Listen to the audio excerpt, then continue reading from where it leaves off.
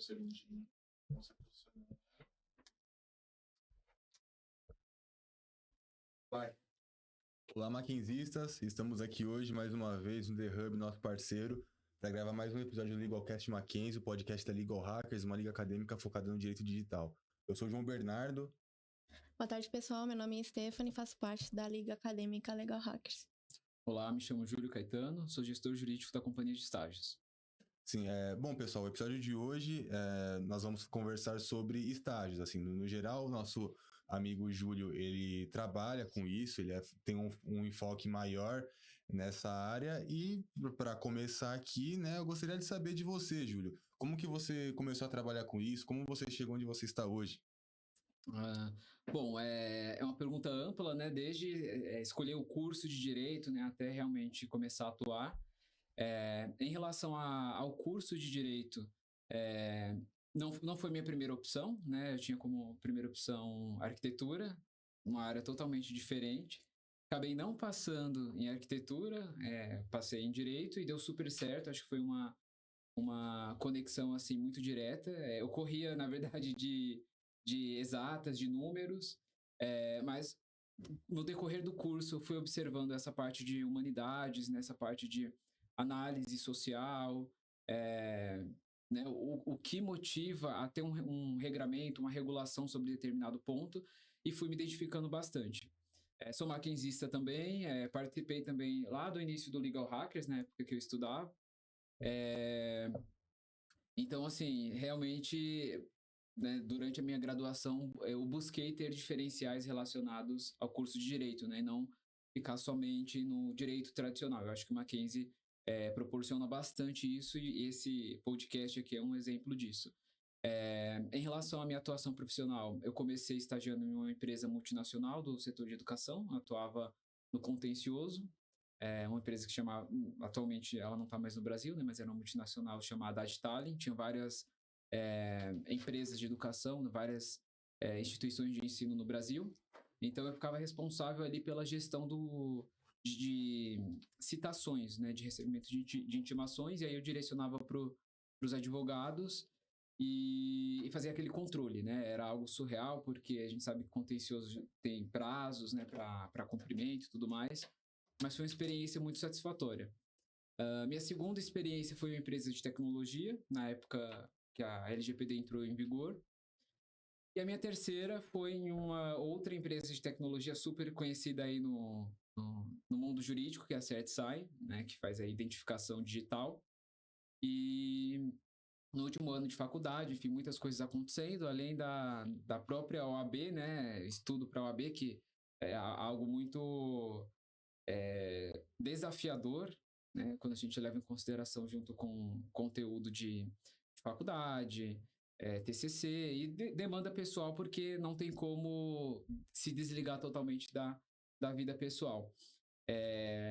Então, o meu último ano foi bem desafiador, né, nessa empresa, mas acho que abriu bastante portas e motivou eu estar, né, onde eu estou, que é uma posição de gestão. Eu sou o único gestor que é geração Z na empresa, então isso tem um peso muito grande, mas acho que o fato de estar em uma posição que nem todo mundo consegue, óbvio que tem uma construção muito longa, né? Não significa que eu estou aqui e, enfim, sou um CEO de empresa, não. Acho que é uma posição interessante quando levo em consideração minha idade, quando levo em consideração padrão de mercado, mas acho que muito foi construído durante a época de faculdade, durante os meus estágios, durante os projetos que eu fiquei envolvido. Durante a faculdade eu consegui também participar de uma obra coletiva, né? Participei de um artigo que posteriormente virou uma obra coletiva, e tudo isso foram pequenas construções para ter um currículo um pouco mais assertivo, para ter um currículo um pouco mais sólido, né? E a partir daí acho que envolve várias outras coisas, né? Soft skills, né? Que é questão comportamental, não importa você ter participado de vários congressos, ter vários cursos de extensão, ter passado na OAB, mas você não ter aquele tato que creio que as profissões cada vez mais irão demandar, né? Então, acho que é mais ou menos isso. Sobre minha atuação na companhia de estágios, eu entrei para estruturar o jurídico, né? Quando eu entrei não tinha jurídico, isso lá no comecinho de 2022. Então foi um desafio muito grande, porque a companhia ela lida com várias empresas multinacionais de diversos segmentos. Então a gente sai ainda muito cru da faculdade, né, para atuar de forma prática, já negociar contratos com grandes empresas, lidar com compliance, enfim. E aí é algo muito desafiador, mas estamos aí, né, no caminho. Eu tenho uma dúvida.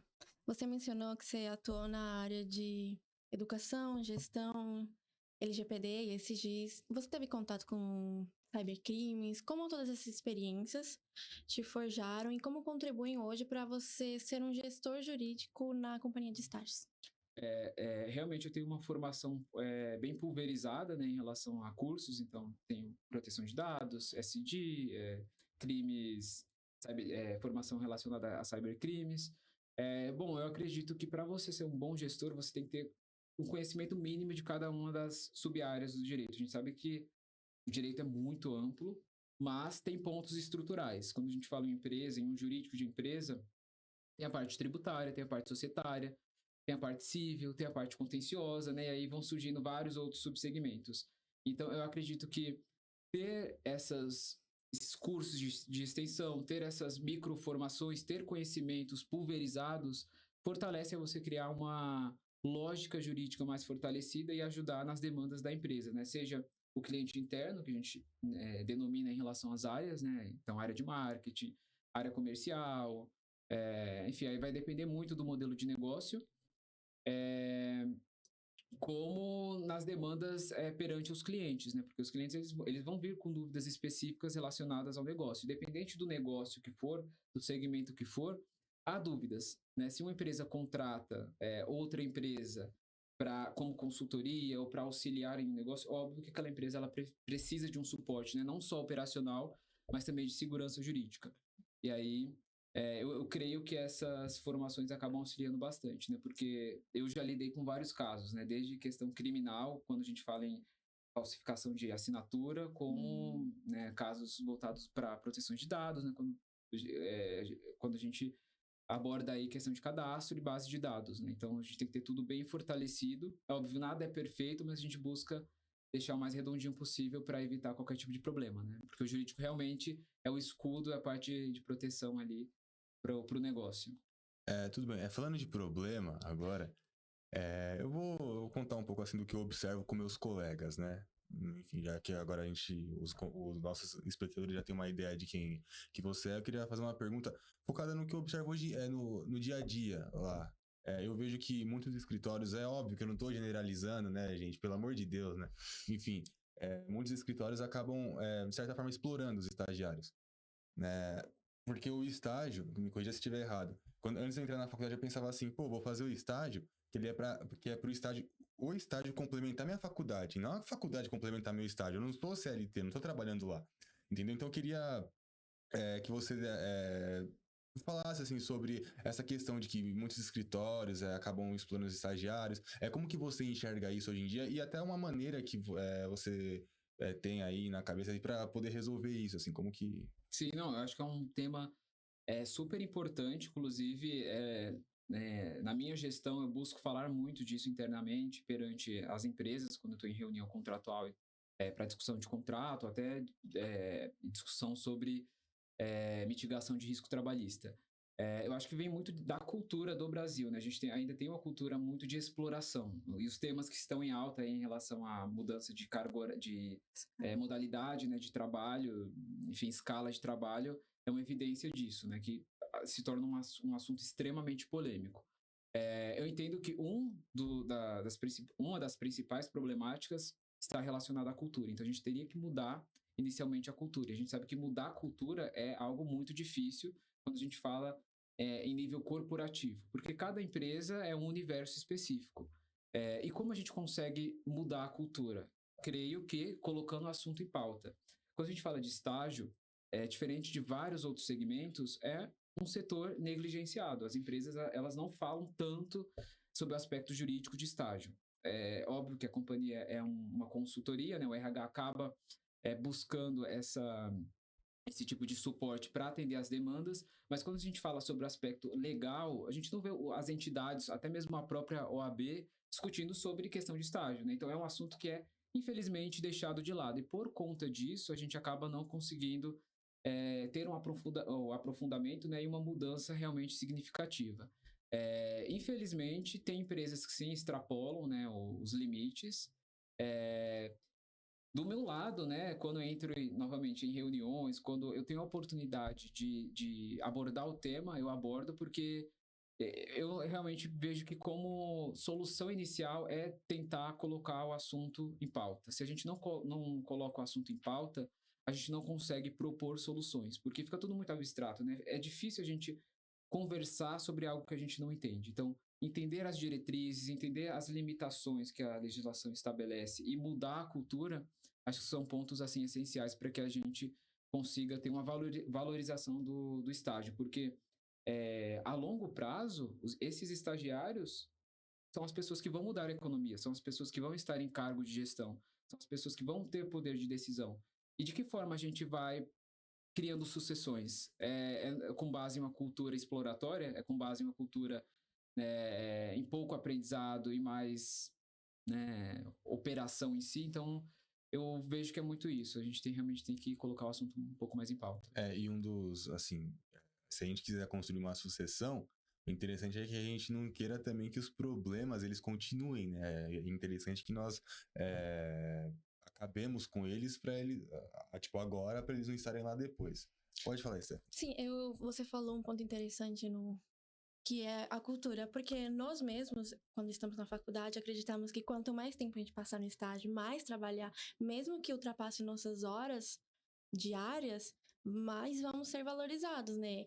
Então, eu acho que isso vai perpetuando esse ciclo e vai passando para frente. Sim, isso entra sob o aspecto geracional, né? A gente vê que as gerações, elas têm perspectivas diferentes em relação a sucesso, em relação a possibilidade de crescimento. Óbvio que, né, muitas empresas, muitos escritórios ainda têm uma visão extremamente arcaica do que é ser um estagiário potencial, né? Alguns realmente vão usar essa métrica de que a pessoa está ali se matando, a pessoa está fazendo mais do que deve, aquele é um estagiário que tem probabilidade de ser efetivado e se tornar um efetivo, um eventual sócio, alguém em um cargo alto daqui a um tempo.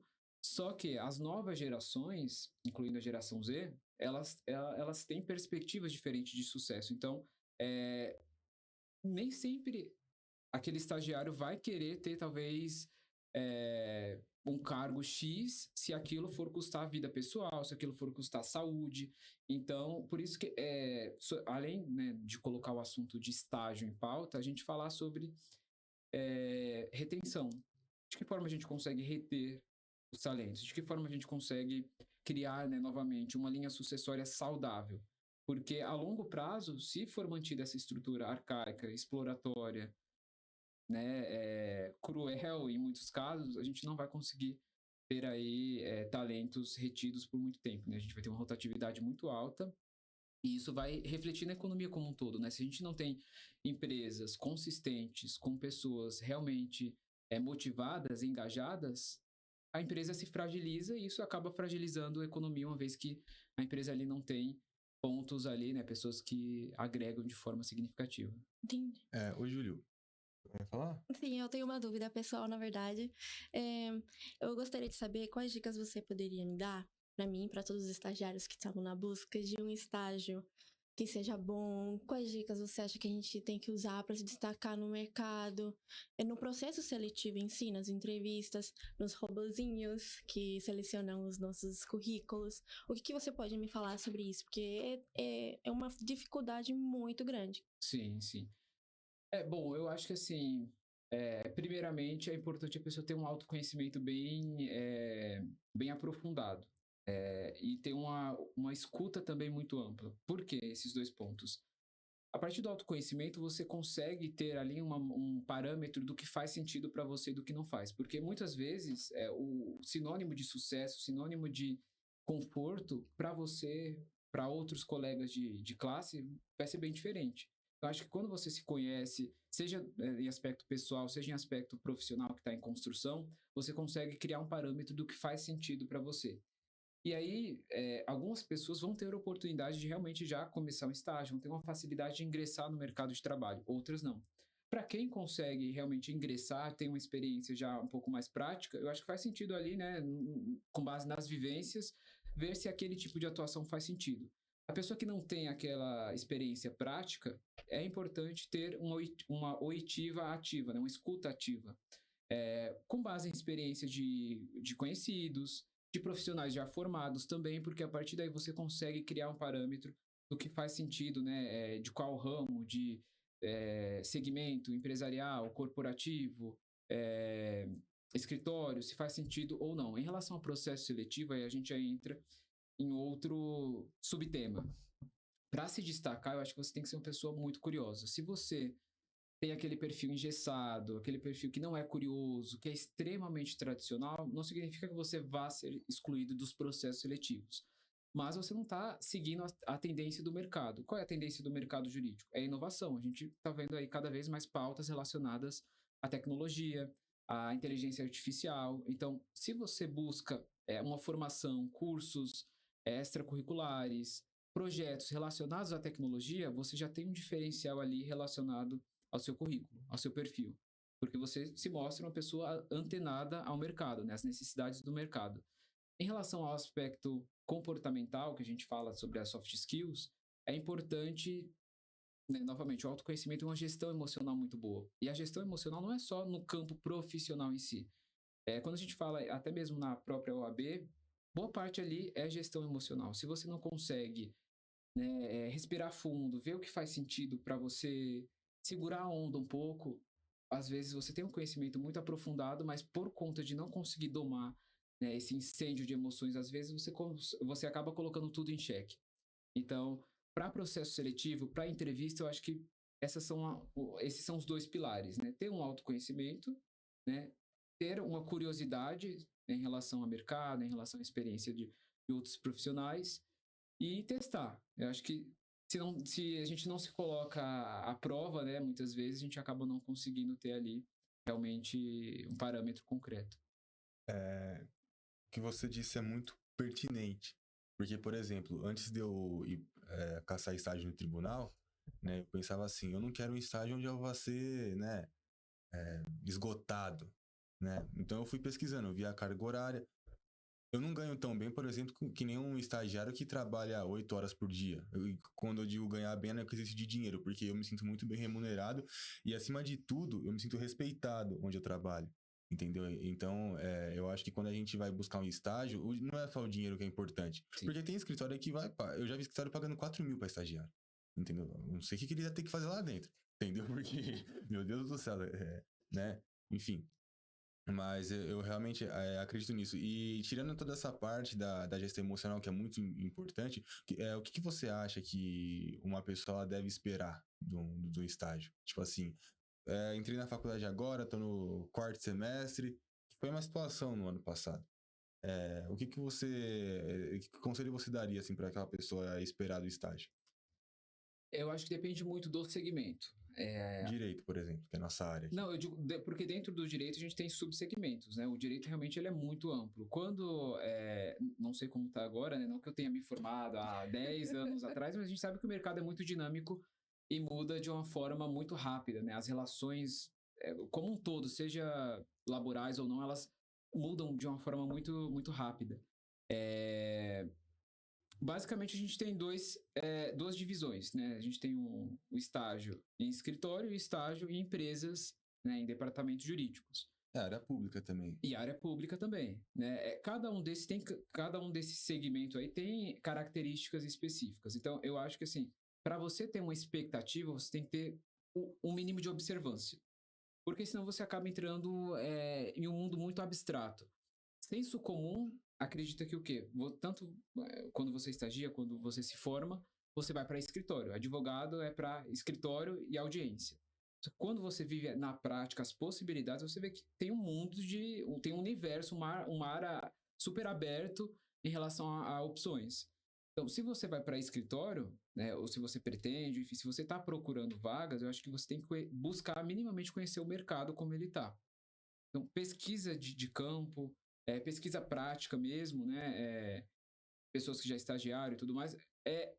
algo que ajuda a calibrar as expectativas, porque senão você entra no senso comum e acha que o seu futuro é só escritório, e não é. Em relação à empresa, o que o estagiário pode esperar é um ambiente um pouco mais dinâmico no sentido de multidisciplinariedade em relação a outras áreas, porque a pessoa que trabalha no jurídico de empresa vai ter contato com a área de marketing, vai ter contato com a área comercial, vai ter contato, às vezes, com um regulatório específico, vai ser um profissional que tem vários braços, vamos dizer assim. Né? O estagiário de escritório, não que ele, né, não tenha correlações, talvez, com outras áreas, a depender do porte do escritório, mas ele vai ser um pouco mais nichado. Então, assim, por vezes ele pode atuar em atos processuais específicos, né? Por exemplo, um estagiário do contencioso civil, ele vai atuar na própria construção de peça processual, né? Revisada por advogado, por um supervisor.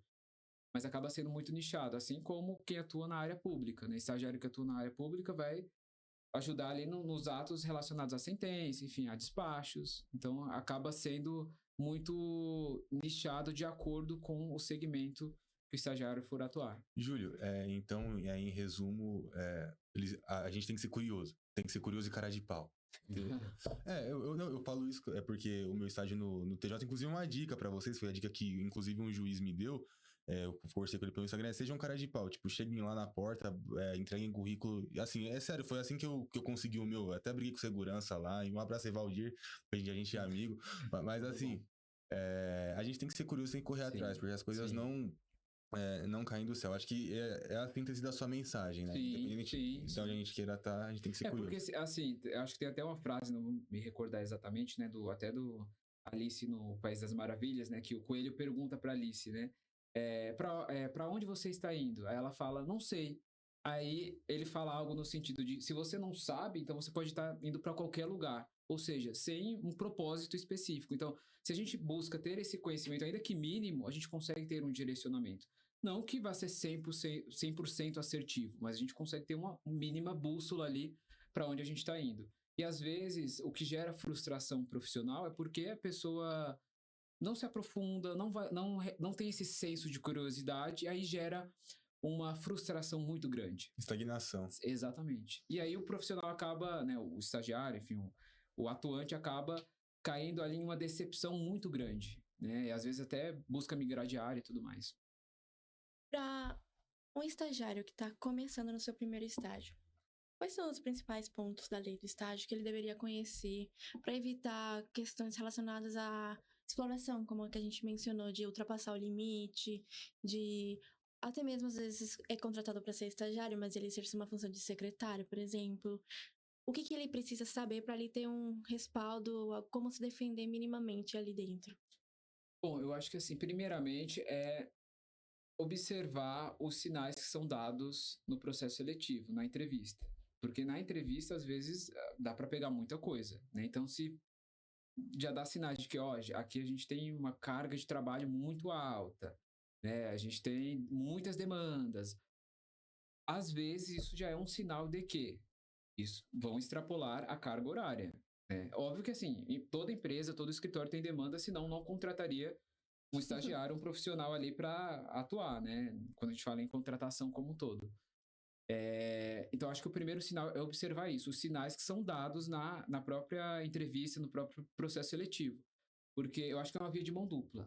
Você está sendo entrevistado, mas você também tem que ter uma curiosidade ali, porque muitos sinais são dados. Mas vamos supor que foi vendido que a empresa era um ambiente saudável, a empresa, escritório, enfim, e a vivência é totalmente diferente. Primeiro, acho que você tem que observar a abertura que a empresa tem. É possível levar isso para o RH? É possível levar isso para uma área interna, seja de compliance, seja do que for? Se sim, utilize esse primeiro meio como tentativa de solução. Não resolveu isso, se a empresa tiver um agente de integração, é cabível levar isso até o agente de integração. O agente de integração também não conseguiu resolver. Aí a gente tem que escalar isso realmente para a esfera judicial, trabalhista, se for o caso. Só que, né, isso tem que ter uma série de evidências, enfim, né, se for possível levar. Então, acho que basicamente essa é a escala em relação a como escalar o nível de problema. Em relação aos direitos, a gente sabe que é o quê? Limitação da carga horária, né? Então, tem uma limitação ali a depender do tipo de curso, porque existem vários tipos de estágio. A gente fala, o mais popular é o estagiário ali de universidade, de ensino superior. Mas tem estagiário de nível técnico, estagiário de nível fundamental ali, né? No final do ensino fundamental.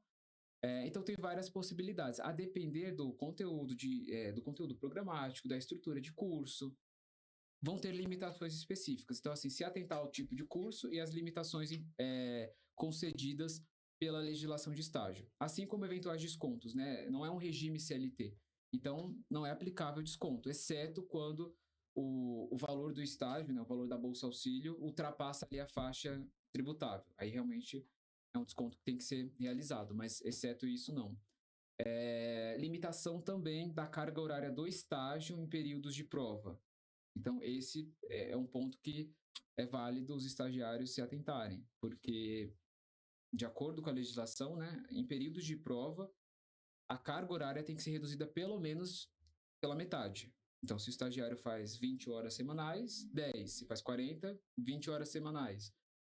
E assim de acordo com a estrutura do curso e da modalidade que ele está inserido. Mas isso envolve realmente uma tentativa de contato inicial para que a empresa, o escritório consiga colocar isso em prática sem afetar tanto a operação, né, e sem retirar esses direitos dos próprios estagiários. Mas eu diria que esses são os pontos estruturais. Tem que ter esse tirocínio, né, da própria empresa também saber até onde deve ir, também o próprio estagiário acabar se informando.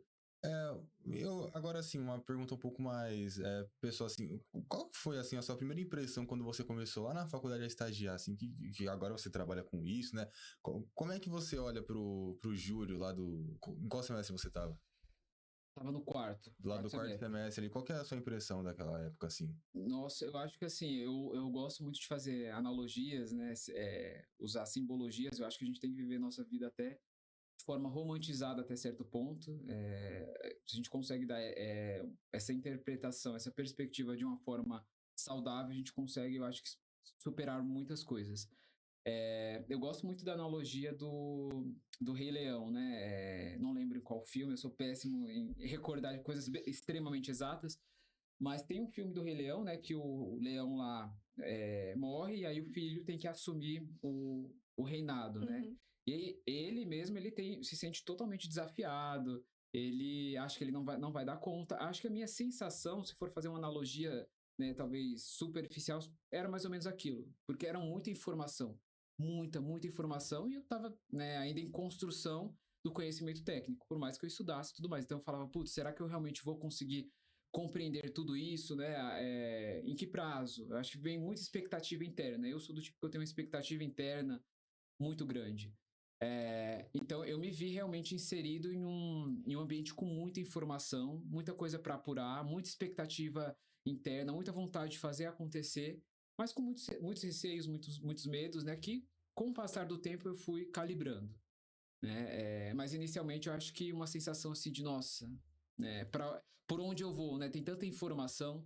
E aí com o tempo eu fui refinando isso. Eu acho que a depender da situação a gente sim se sente desafiado. Eu acho que a vida, seja profissional, seja pessoal, desafia muito a gente. Às vezes chega um problema, a gente não tem muito tempo para ficar pensando, ficar reagindo. A gente vai se sentir desafiado emocionalmente, mas a gente tem que ter a gestão emocional para conseguir analisar o problema e propor uma solução. E eu acho que aquele Júlio lá do quarto semestre talvez tinha aquela sensação, mas conseguiu lidar com tudo. E hoje em dia ainda lida talvez com outra sensação assim, mas com um repertório maior. Então eu acho que a diferença basicamente é a construção de repertório, né? Com muita paciência. Porque se a gente não tem paciência com a gente vai pegar talvez as expectativas dos outros, às vezes da própria equipe, e levar isso para um campo talvez não tão saudável. Ô Júlio, eu entendo que no final das contas, nós temos que ser justos com nós mesmos. Sim. Por exemplo, eu quero começar a tocar bateria no que vem. Eu sei que com 2 meses eu não vou estar que nem o Eloy Casagrande, eu batendo no Slipknot. Mas assim, eu sei que, né, com trabalho e dedicação, a gente pode talvez chegar lá um dia, né? Enfim, a gente tem que alinhar as expectativas Sim. com a realidade. Stephanie, quer fazer alguma pergunta? Sim, na verdade, acho que é um comentário.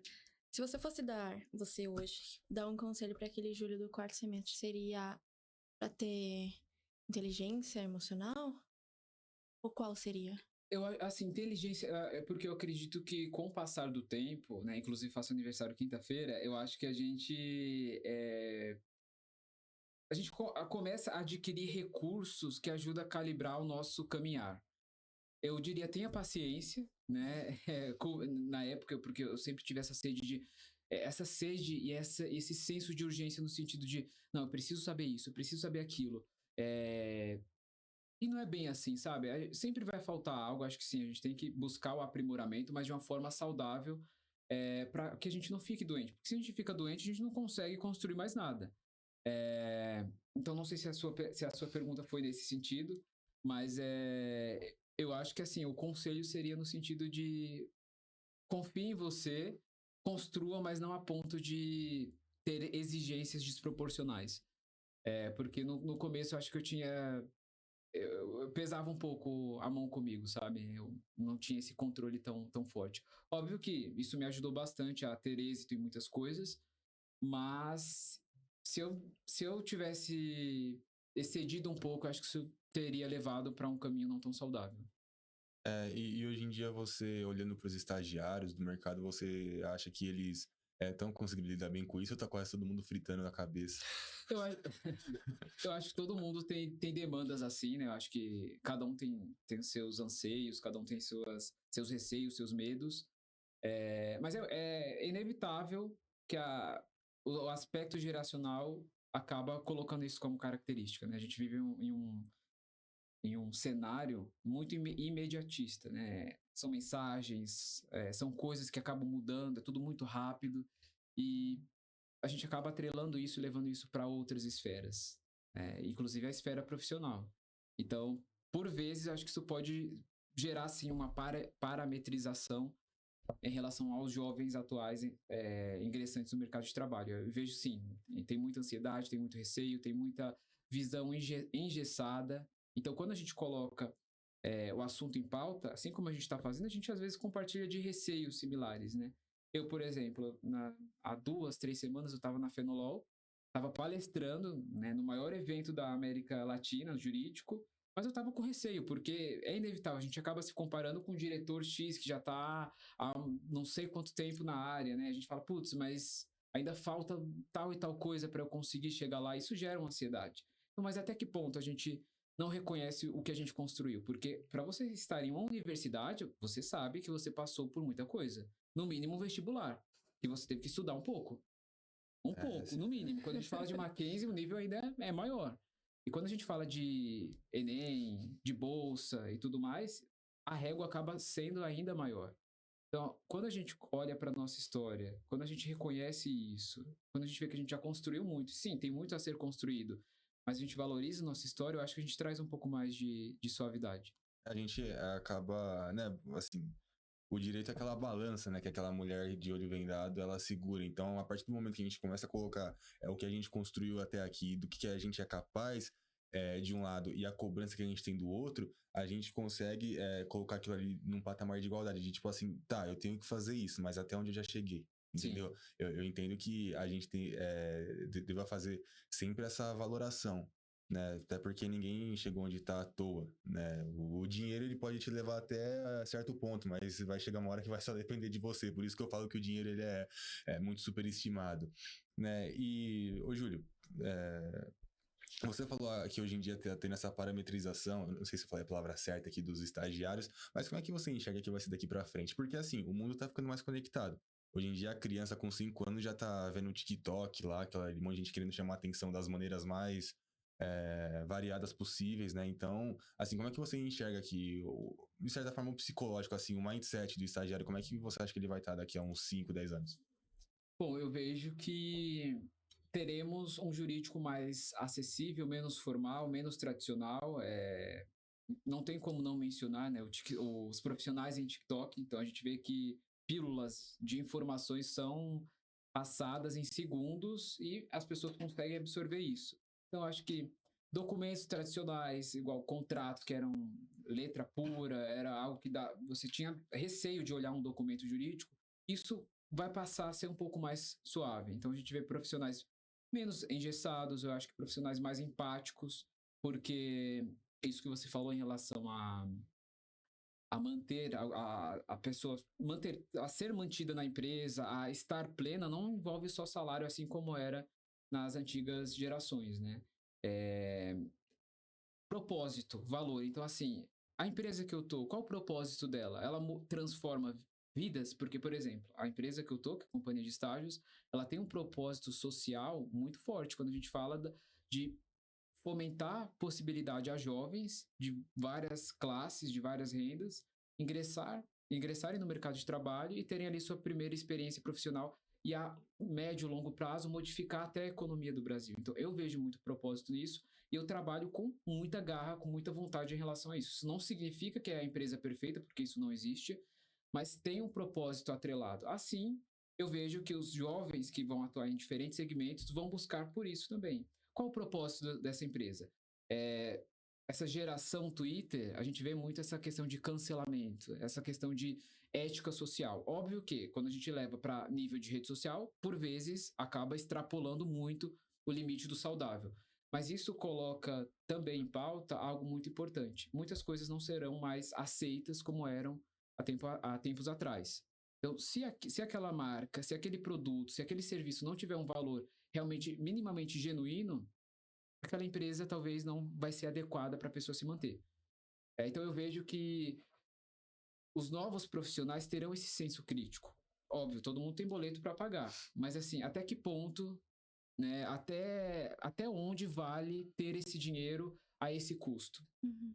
Então eu vejo que é uma geração que é mais crítica, não vai aceitar muita coisa mais imposta, vai ter senso de realmente questionar as coisas, de ver se faz sentido, não vai mais abaixar a cabeça e aceitar as coisas como eram. Enfim, acho que a gente vai ter uma rebeldia nesse sentido, que até certo ponto eu considero saudável. Sim, a gente tem que estar sempre se questionando, né? Sim. Stephanie, quer fazer alguma pergunta? Sim, por favor. Eu gostaria de saber a sua opinião. Por exemplo, eu escuto muito de advogados já, que, por exemplo, às vezes a faculdade a gente tem que, entre aspas, levar com a barriga, porque no final das contas a gente vai aprender mais no estágio, que a gente aprende a prática no estágio. O que você acha sobre isso? Eu acho, assim, uma fala absurda, né? Porque eu acho que se você, principalmente quem é da área jurídica, se você não equilibra o que está previsto... Primeiro, assim, obrigação legal, né? Uhum. Qual é o intuito do estágio? Você ter ali o conhecimento técnico, né, calibrado com o que você aprende na faculdade. Se você joga tudo que você está aprendendo ou leva à faculdade de qualquer jeito, primeiro, eu acho que se você for bolsista, você está, né, realmente jogando sua história total no lixo. E se você paga, enfim, você está jogando seu dinheiro fora. E é muito mais do que isso, né? Esse aspecto financeiro, esse aspecto de valorizar a trajetória, você não está tendo a base. Se você não tem a base teórica, que é super importante você criar o senso crítico, a sistemática jurídica, você vai ser útil até certo ponto. Porque o profissional ele precisa ter uma sistemática jurídica criada. Legislação de estágio, por exemplo. A gente sabe que muitos direitos que estão previstos na CLT, né, acho que a maioria, inclusive, não são concedidos na legislação de estágio.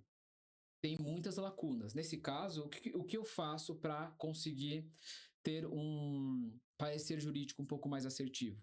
Sistemática jurídica. Então a gente sabe. E qual é essa sistemática jurídica? Analisar a Constituição Federal e diretrizes da legislação trabalhista. Para a partir daí conseguir dar um parecer direcionado, assim como, enfim, né, as diretrizes da lei de estágio. Então, se você não tem um conhecimento teórico ali interessante, você só vai fazer o operacional. E lembrando que o operacional, que é o quê? Formalização de contrato, peça processual, tudo isso vai ser substituído por inteligência artificial. Se você não consegue se diferenciar no pensamento crítico, na forma como você trata o outro, você vai ser só mais um profissional. Só mais um no mercado, você não vai ser o diferenciado. Né? Então, acho que é importante ter Entendi. esse olhar, né, um pouco mais apurado. Eu concordo com você, cara. Lá no meu estágio, tem uma parte de um trabalho que é mais mecânica, né? Assim, uma parte que é bem, tipo assim, industrial mesmo. Mas o que faz meu olho brilhar, assim, o que me faz gostar de estar lá é quando eu pego ali. Bom, uma vez eu peguei um reconhecimento de união estável pós-mortem. E eu tive que analisar o processo ali para ver se realmente teve a união estável, né?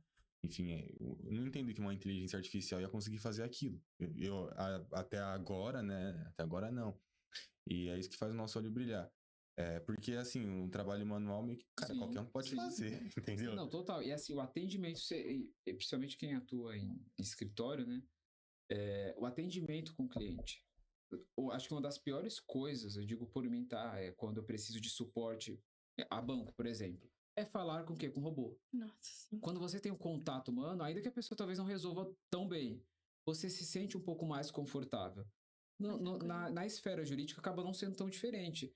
Se você só tem tudo automatizado, você vai ter a solução até certo ponto, a parte operacional resolvida. Mas se você não tem um tato para entender as angústias ali do cliente, entender a necessidade da pessoa para a partir daí utilizar os recursos tecnológicos de forma assertiva, novamente, você só vai ser mais um profissional que consegue ser substituído de forma fácil, né? Agora, se você cria realmente relações, você tem esse cuidado com o outro, seja em evento, seja no que for, você vai relembrar a pessoa. Você fala, putz, mas fulano, nossa, fulano eu conheço tal pessoa que atua é um cara excepcional. Então, é interessante quando você marca as pessoas por isso, não só pelo seu conhecimento técnico, porque conhecimento técnico por conhecimento técnico, você consegue abrir aí várias possibilidades de inteligência artificial e alocar isso.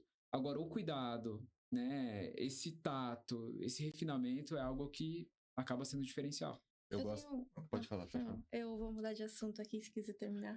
Eu costumo fazer até uma comparação com o futebol nesse aspecto, porque por muitas vezes o técnico deixa de pedir a contratação de um cara que ele sabe que é bom, assim, aquele cara joga bola. Mas no extracampo, ali na hora de conversar ali, o cara é meio marrento, ele não, né? Exatamente. E aí na empresa, assim, na vida é a mesma coisa. Qual a palavra, Steph? Obrigada.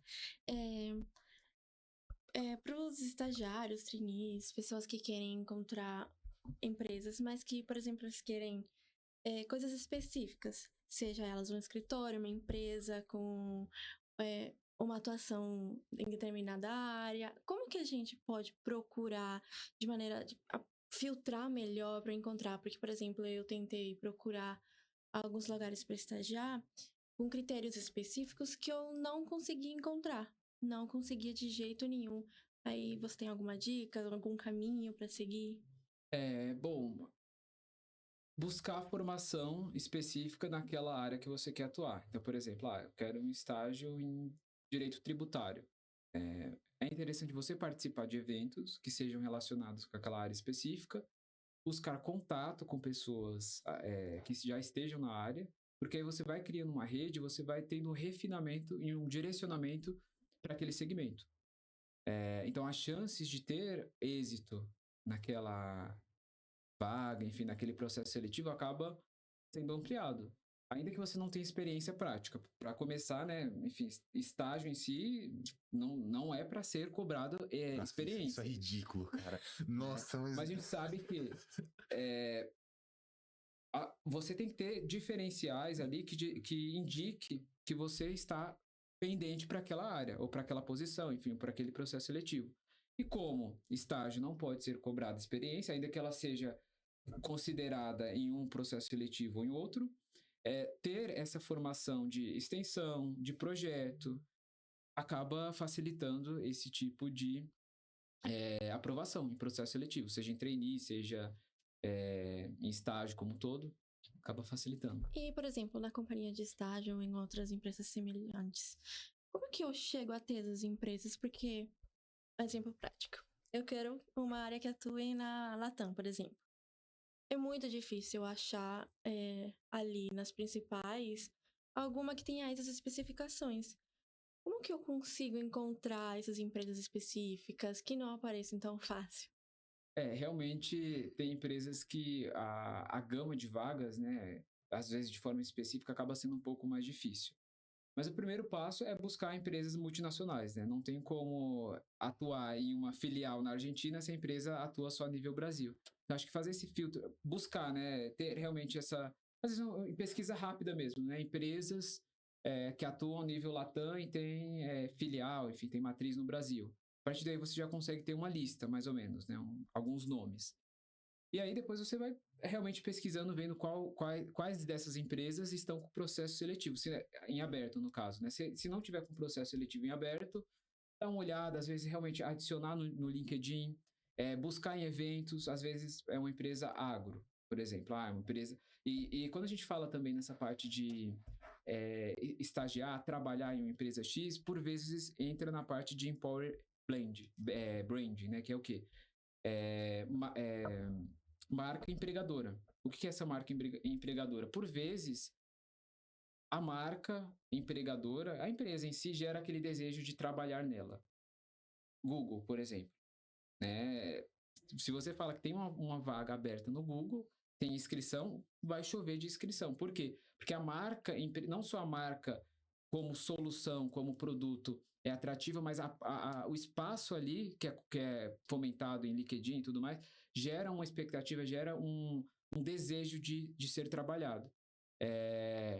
Então, esse acaba sendo outro ponto também quando a gente fala em captação, em atratividade, é um ponto que deve ser levado em consideração quando você pretende trabalhar, seja a nível Brasil, seja a nível Latam. Mas, né, de acordo com a sua pergunta, é isso, né? Fazer uma lista dar uma pesquisada rápida em empresas que atuam a nível um pouco mais global, ver quais estão com processos seletivos em aberto, buscar conexões, buscar eventos específicos. Por exemplo, tem empresa que atua em indústria química. Uhum.